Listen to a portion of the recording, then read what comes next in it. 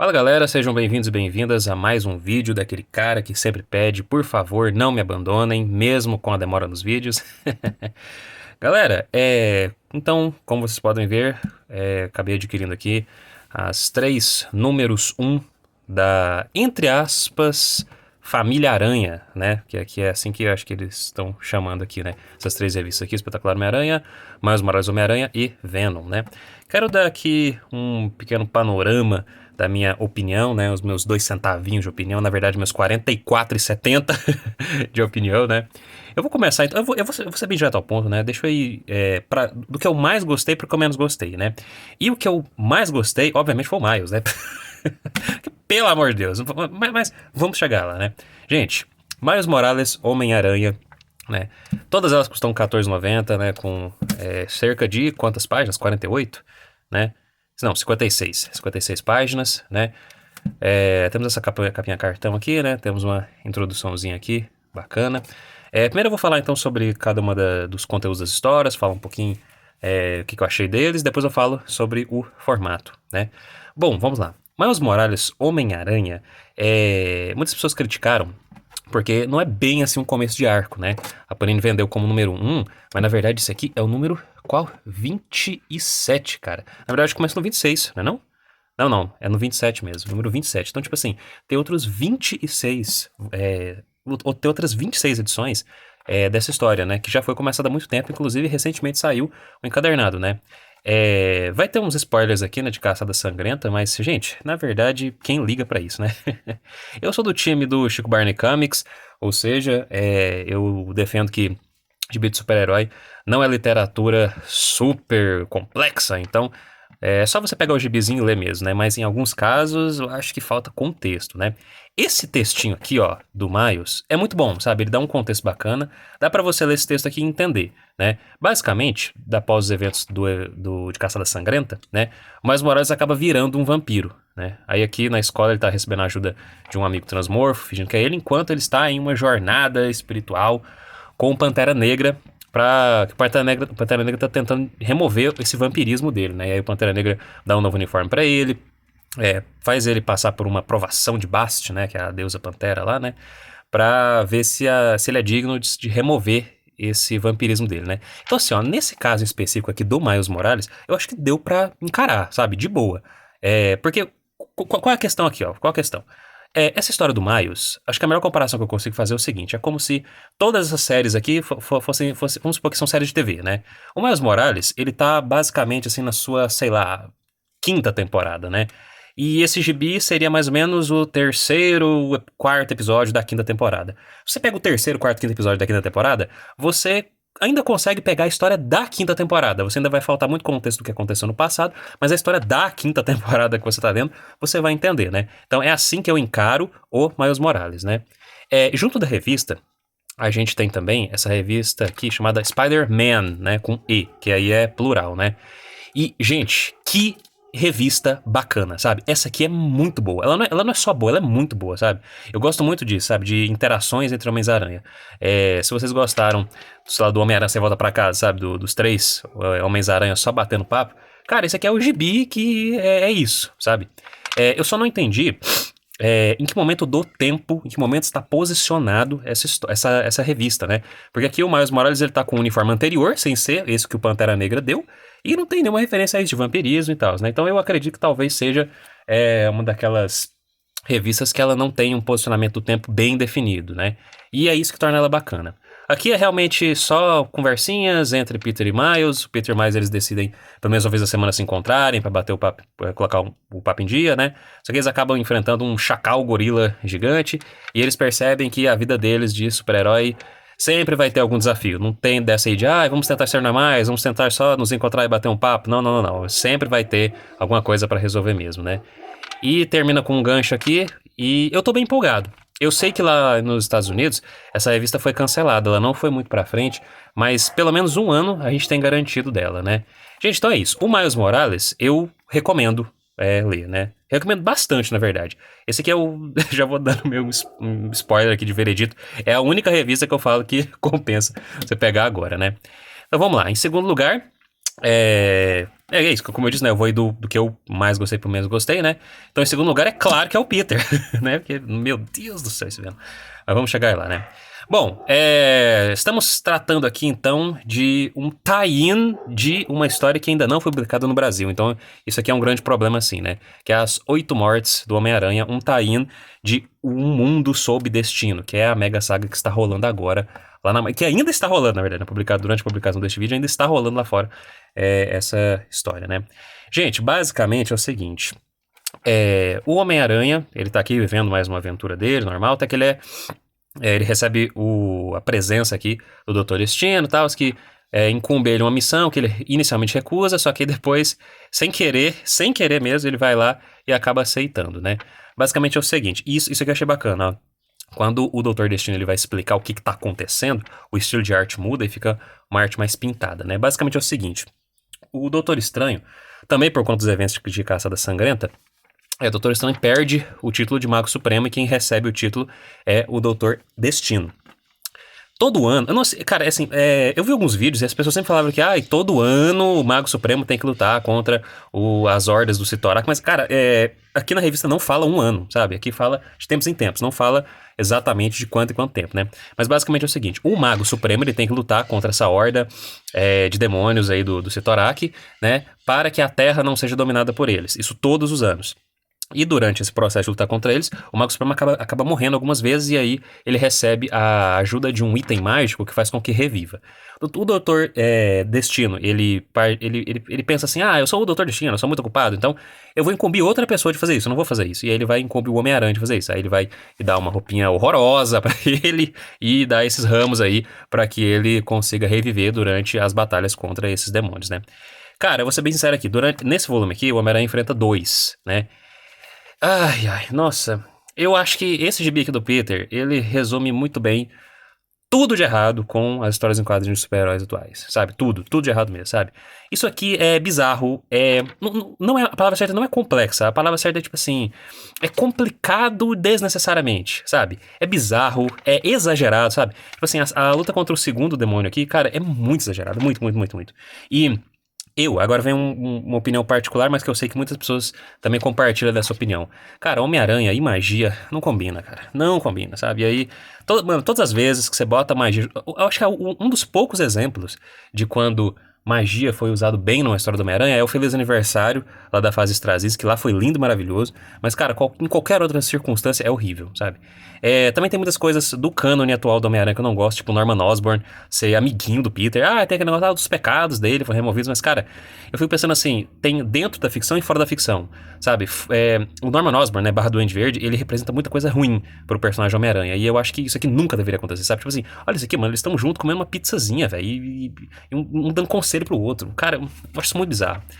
Aqui também na vida pessoal do Peter, ele tem uma nova namorada chamada Shai, que eu achei ela, cara, muito sem graça, muito, muito, muito, cara, falta muito tempero aí, falta muito sal, né? E, cara, o que eu achei legal também foi ter voltado o Randy Robertson, sabe? Eu sempre acho legal a presença do Randy.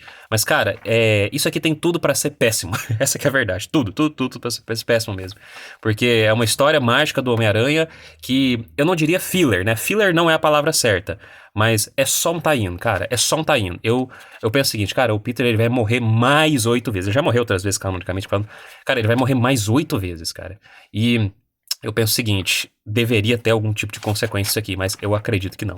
Só uma curiosidade que eu percebi enquanto eu terminei de ler isso aqui, que é o seguinte, ó, bem aqui, fazendo o anúncio das mensais, né, das novas mensais, isso aqui era uma capa provisória, ó, tá vendo? Tanto é que aqui, ó, tava escrito aqui, ó, Destinos Cruzados, ó, era pra estar escrito isso na capa, mas não está.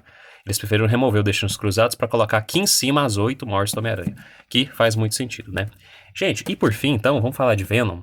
Cara, Venom é um caso muito complicado, cara, muito, muito, muito complicado mesmo, né? O que eu achei interessante aqui é a revista do Venom e a revista do Peter, parece que casa bem, ó, é a quarta capa, né, que fala, a do Miles não, porque aí eles preferiram pegar uma capa de Spider-Man, né? Mas é o seguinte, eu acompanhei aí alguns vídeos pelas Barbas de Odin, né? E ele explicou bastante como é que era a situação do Venom. Mas eu falei assim, não, mesmo assim eu vou dar uma chance. E, cara, isso aqui é problematicaço, entendeu? Problematicaço mesmo. Porque, tá, vamos fazer de novo aqui a comparação de série, né? Deixa eu falar. Eu fiz a comparação de série com o Miles, como se fosse a quinta temporada, episódio 4, 5. Esse espetacular Homem-Aranha aqui seria, na verdade, episódios especiais temáticos, entendeu? Digamos assim, que não vai impactar diretamente a história, mas que seria bom você ter algum tipo de contexto prévio, né? Esse Venom é tipo assim, ó, é uma série que tá na sua sétima, oitava temporada e tá no episódio 17, 18, caminhando pro final, sabe? Cara, a gente é jogadaço aqui, ó, no meio de uma história que não tem contexto nenhum. Cara, até o textinho aqui, ó, até o textinho ele não nos oferece informações relevantes, informações boas. Ainda mais pra mim, que eu tô há anos sem contato com Venom, sabe? Então pra mim isso aqui foi muito difícil de ler, sabe? Eu gostei muito da ideia da Viúva Negra pegar um simbionte. Inclusive eu já abri essa discussão na internet aí uma vez, lá num vídeo do, acho que é Aranha DV, talvez, que eu falei assim, gente, por que as viúvas negras, elas não são consideradas mulheres aranha? Então por que elas não participam dos eventos Aranha-Verso, por exemplo, né? Acho que alguém deve ter pensado nisso e falou, vamos então colocar a Viúva Negra no universo, entre aspas, do Homem-Aranha, porque hoje em dia o Venom não é mais o universo do Homem-Aranha, né? Mas vamos dar um simbionte pra ela, porque um dos passos pra você ser um Homem-Aranha é em algum momento ter contato com algum simbionte, né?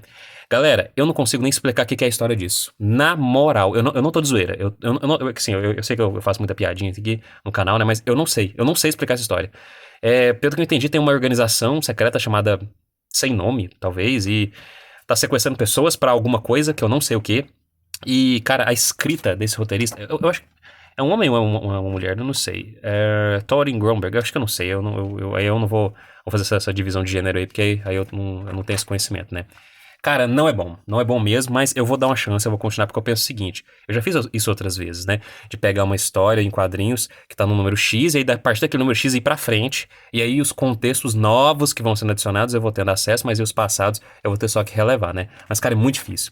E essa do Carnificina, eu tinha botado fé porque eu tinha gostado da sinopse, né, porque o Carnificina, o simbionte, ele tá sem o Cletus...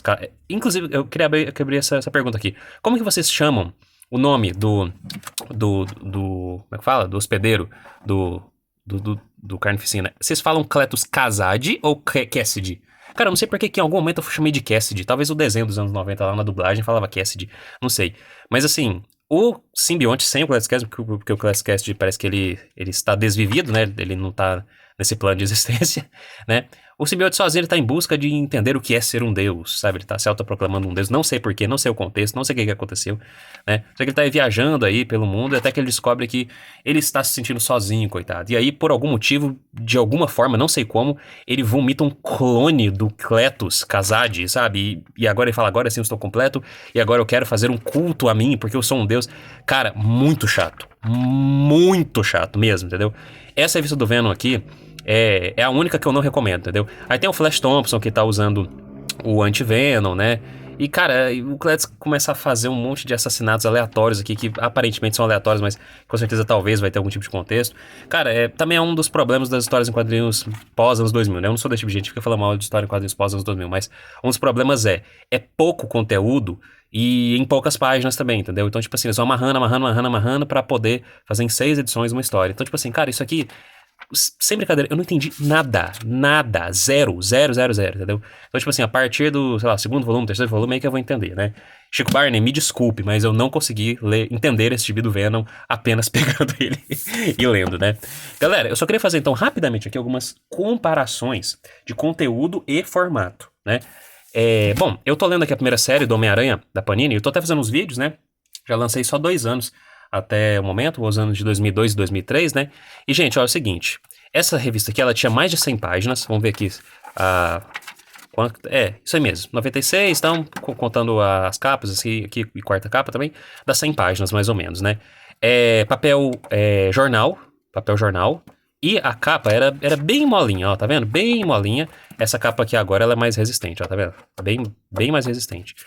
Muitas pessoas falaram assim, podia ser esse tipo de capa aqui, né, pra ser um pouco mais moldável. Gente, se fosse esse tipo de capa aqui, ia ficar barato, sei lá, R$1 a mais. R$1 a menos, na verdade, R$1, R$1,50. Então, tipo assim, na verdade, não teríamos tanto progresso assim, tanta melhora assim, né? E como é 100 páginas, então, gente, é umas 4, 5 edições que temos aqui dentro, em comparação a apenas 2 edições aqui dentro, né? Eu não vou fazer comparação de preço, porque, afinal de contas, não tem como levar em conta o gibi de 20 anos atrás com o gibi de agora, né? Mas o que eu queria também falar com vocês é o seguinte, esse aqui, ó, era o formato, que é esse formato aqui, ó. Esse aqui é de dezembro de 2020, esse aqui é o último a última edição nesse formato aqui, né? Da quarta série do Homem-Aranha, né? Lambadinha Canoa. E eu considero sim que esse é o melhor formato, sabe? É o mesmo formato, porque ó, a capinha é um pouquinho mais resistente e tal, mas nessa época aqui era um pouquinho mais barato, né? Depois, a partir do número 21, vou até pegar aqui o número 21, eu separei aqui, aí mudou, aí virou esse negócio aqui que eu detesto, né? Esse formato aqui que eu detesto, que é esses mini encadernadinhos aqui. Mini encadernadinhos dessa forma, colombada, são bons para arcos fechados, para republicação das revistas, né? Mas para uma revista mensal, cara, que é a primeira vez sendo publicada, não é legal, cara, não é legal. Então, tipo assim, do número 21 pro 22, a gente teve essa grande mudança aí de formato, né? Que eu acho que foi sim para pior. Apesar de que trouxe mais histórias, né? Mas aí o preço foi lá em cima. E a qualidade das histórias também não tá boa, porque eu gosto de fazer essa comparação, né? De formato, mas também de conteúdo, né? E aí, galera, o que eu queria dar um ênfase um pouquinho mais aqui na revista do Peter é o seguinte. Esse arco, As 8 Mortes do Homem-Aranha, ele é só um arco de transição para a verdadeira fase do Joey Kelly que virá. Então, basicamente, ele é isso aqui, ó. Ele é os números...